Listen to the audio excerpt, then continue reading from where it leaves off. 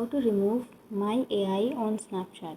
So if you want to remove AI, then first of all open up your Snapchat app, and after opening, go to the chats, and here if you want to remove the AI, you can simply tap on the wrong icon which is on the right side of the person's chat. So you can simply tap on that wrong, and then you can clear the conversation from here. But if this doesn't work, then on the upper left corner you will have your profile icon. Go to your profile, and then on the upper right corner you will have settings. Tap on settings, and here scroll down, and here under account actions you can tap on clear cache, and you can continue.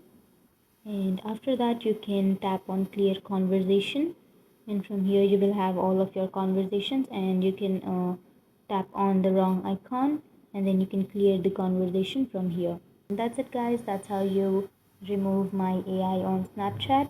And if you have any questions, feel free to comment below. Thanks for watching.